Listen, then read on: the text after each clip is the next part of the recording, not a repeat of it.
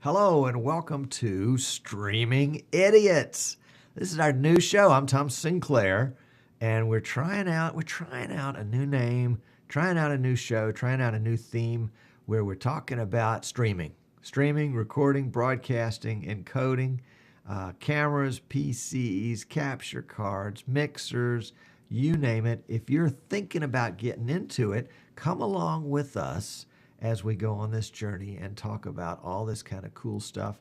If you've always wanted to broadcast a sporting event in your community for your kids or for your nephew, we'll talk about that. If you've wanted to do broadcasting at your church, we'll talk about that. If you wanted to start your own talk show about making shoes, we'll talk about how to do that. Not all of it today, obviously, but we'll get started. And every week we'll add another segment to the show. For now, you can find these shows attached to our YouTube page, That VidBlaster Guy, because that's where we came from. We're from That VidBlaster Guy. We're using VidBlaster today for the broadcast. Today, we're going to talk about a couple of different things. Talking about number one, we're going to talk about where to get cool backgrounds like this. Well, this background was actually a gift from a good friend of mine in in Columbia, South Carolina, West Columbia, South Carolina, Dr. Charles Campbell. Dr. Charles, thank you very much. And in fact, let me put it in motion right here.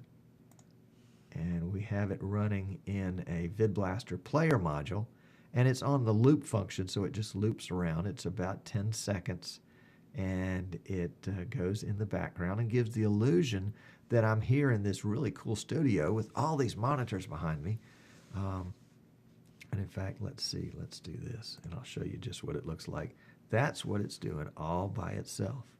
Well, and it's a video is all it is. Videos like that are part of a company. In fact, there are lots of companies.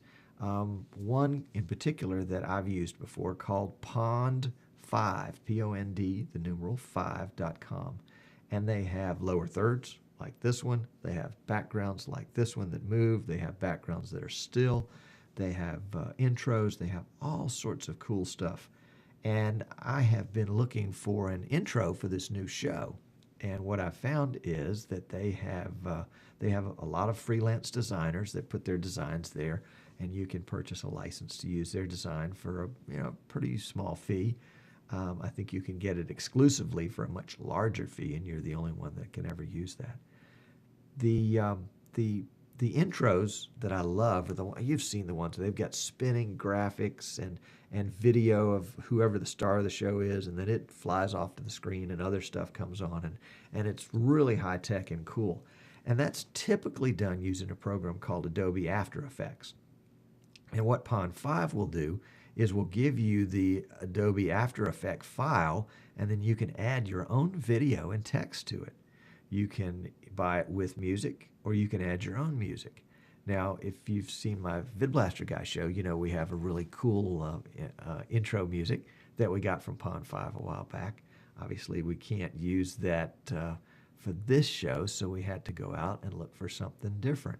So we found what I think is going to be the right thing. It's an After Effects file that has, all the videos that move around the screen, and it has a lot of white and pastels in it, so it's kind of an upbeat, kind of happy kind of thing. And it was attached to some theme music that I really liked. I thought was kind of upbeat and happy. I like to be upbeat and happy. And what I found out was that the theme music is sold separately. Not only that, but the intro, the After Effects intro, is actually part of a fuller package. I mean, you can buy just the intro, but you could buy the whole package, and the package would include an intro that could be 30 seconds long, another intro that was 10 seconds long, which I guess one could be an outro and one could be an intro. It included lower thirds. It included backgrounds. It was kind of the whole graphic package for a show. And I think the graphic package was a couple of $100. The intro that I liked was probably, maybe $80. It was a 30-second intro. So it will be interesting. I'll look at those some more, and maybe on the next show. I should have had it queued up for today. Oh, well. on the next show, we'll visit the Pond 5 website together and take a look at some of those. They can be a lot of fun, and you can get creative with it. And for not a lot of money, if you knocked out Starbucks twice a week for 2 months, you could buy one of these, and you'd never miss it. Anyway, it will be a lot of fun. So we'll be looking at those for the future. I want to talk a little bit about an interesting piece of hardware that I have been testing. It is the AVerMedia Live Gamer Portable. It is a device about the size of a large cell phone, and it has all sorts of ports on it for video in and out, audio in and out, and then a USB connection. It will function, according to the AVerMedia folks, as a capture card, as a recording device, or as a encoding device, as a streamer. So it's kind of a hardware function. It has all sorts of promise. There is a similar device to this. It's called the AVerMedia Live Gamer HD, which is a PCIe card. This little rascal right here retails for about $160. I understand there's a light version of it coming out that is going to be about $120 US. The Live Gamer HD is a PCIe card, which has, I believe, HDMI in and out, audio in and out, and may have one other port. I've not seen one. But here's the rub. I am having some trouble with this newegg.com, and when I brought it in, plugged it in, it went into, find driver mode, and I installed the drivers on my PC per the instructions.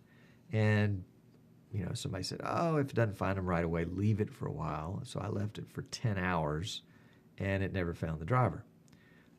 There was other advice given to me that said, get this, put it in your freezer for 10 minutes.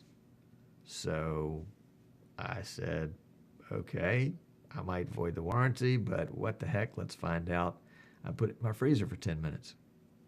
Brought it back, plugged it in, worked like a charm. Couldn't believe it. I don't know what it was about the freezer, whether it was moisture that condensed inside this that suddenly made something have a bad solder joint have a connection. Don't know what it was. And I thought, well, that's great. I wonder if that's going to be a permanent fix, or I have to put it in the freezer every time I want to use it. And as it turned out, since it's HDMI in and out, and my monitors are not HDMI, and I don't have HDMI out on my video card, I set this aside for a while and ordered some connectors off of eBay that would allow me to take my DVI and convert it to HDMI, so that I could use this. And I got those converters in this week, and I said, oh, good, I'll go play with this. So I got it out, plugged all the converters in, plugged all the cables in, fired it up, and lo and behold, we were back to search for driver mode. And it has just a little series of blue lights that kind of go around in a circle when it's searching for a driver, and when it finds the driver, all the lights turn blue. And then when you're doing something, it turns red, and it's really, kind of cool. I mean, appears to be a great design, great concept, but I had to put it in the freezer again. Well, I can't imagine a device like this is going to hold up long term, having to go into the freezer every time you use it. Now, granted, there's nothing in the manufacturer's directions, which are rather slim, that says anything about putting it in the freezer. It was somebody on YouTube and then a friend that watches this show to say that, try it. And I'm thinking, what's the worst they can do? I can lose $160, which is no fun, but I wanted to really try it out and see what would happen. So suffice to say that I'm really hugely disappointed, because it has so much promise and is not able to be used, at least by me in this situation. I've tried it on more than one PC, so it's not the PC. And I guess I'm going to have to RMA it and see if I can't get a replacement or get my money back. But in the meantime, I did a lot of reading about this, and I was trying to find out, is it something I'm doing wrong? Are other people having the same problem? And yes, of course, other people were having the same problem. But at the same time, there was an interesting thread on a forum that I followed that talked about using this as a encoding device and taking some of the load off the CPU in your PC. And I think this, in some ways, again, perhaps what I've bumped into is just a bad product. 1 out of 500 is bad, and I got the bad one. But this is kind of the holy grail in some ways for folks that are doing desktop broadcasting like we're talking about doing here, especially folks that are doing it on a budget, especially folks that are doing it on one PC. If you're trying to do everything on one PC, and boy, that's me, I'm trying to do it all on one PC, one man, one PC, one awesome broadcast. I've got VidBlaster running on my PC. I've got Wirecast running on my PC. I've got I'm recording, I'm streaming, playing videos, doing lower thirds, doing chroma key. All of it's happening on one PC. When I take Skype calls, it's on the same PC. When I take cell phone calls, again, same PC. Trying to do everything the way the majority of people that are going to be doing streaming are going to be able to do it, because they're going to be limited by their budget. They're doing something for their community. They're doing something for their church. They're doing something that they're passionate about, and they're holed up in a spare bedroom doing it, and they don't have $3,000 to outfit themselves with all sorts of other fancy equipment. They're going to have to make do with what they have.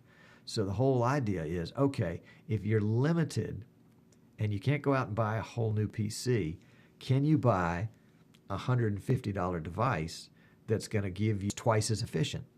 Well, heck, if that's the case, that's a pretty good deal. $150 for a PC that becomes twice as efficient. That's like getting, that's kind of like buying one PC, getting one PC by buying this miracle worker right here. And again, my experience was the first one I had didn't work. I'm thinking about returning this and switching gears and not going for this portable cell phone device, because I don't need anything portable. I'm not going on the road with it. But they do make what apparently is a PCIe version of this that perhaps won't have the same issues, because it's, it's a card inside your PC. You can't put it in the freezer. At least if you have to, it's going to be a real pain in the tail. But it does have the ability to take the audio and the video from your production and to encode it and stream it to the location that you want it to stream to. Now, in the case of this show is broadcast. We're using VidBlaster to do the switching and add the graphics and to record it, and we're using Wirecast to encode it and stream it. And we're having Dacast, DACAST.com, to receive our stream and to distribute it to anybody that wants to watch it. It's embedded on our website, and it's on the Dacast website if you want to go there. We tried YouTube Live, but the delay in that was just way too long. And folks that watch it live, we have a chat room. And by the way, if you're watching and you want to join the chat, please do. But you can't go with a 55-second delay. That just won't work. Now we're streaming two different streams to Dacast. One is an 864 by 480 30 frame a second stream. The other is it's like 144 by something, 30 frames a second, but really, really small video, not a high bit rate, maybe 350K. Whereas our 864 stream is being streamed at 1500K for comparison. It's 5 times as fast, but it's more video. So we're streaming 2 streams to Dacast. The Live Gamer Portable, this device, has the capacity to stream one stream to one location. So this wouldn't work perfectly for us, but we were just testing it and wanted to see. The other thing that I need to find out more about Dacast, we're streaming, our big stream is a flash stream. Our small stream is an HTML5 stream, and we want to play with it and find out if we can eliminate the flash stream and put in a higher quality HTML5 stream that will be, 864 by 480, 30 frames a second, 1.5 megs bit rate, and see how that works on slower machines and whether the one stream will do. I like the fact that folks that are watching us on an iPad, on a train to work, can do that, and we're not eating up all their data. We'll just have to play with that some more and see. But that's the promise of a hardware decoder, is that you can offload some of that encoding, not decoder, encoder. Hardware encoder is that you can offload some of the CPU intensive work to that hardware device and let it do it for you. So it'll be interesting to see how that works, and whether it will work on more than one stream, or at some point perhaps we'll find a CDN that will take our single stream and it'll break it up and re-encode it into lower streams. I think that's what YouTube does, and one of the reasons why there's such a big delay in theirs. And we're watching live. If you're recording it and making it available later, if you're making it available on YouTube, YouTube automatically re-encodes it for you, and it doesn't matter. It's recorded. Who's going to notice a delay?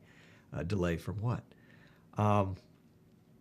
So we'll keep you abreast of that as time goes on. In fact, part of what's going to be fun, I think, about this show is that we'll have multiple projects that we'll sort of tap in on at different points along the way and keep you informed about our progress, and see whether or not we're making progress.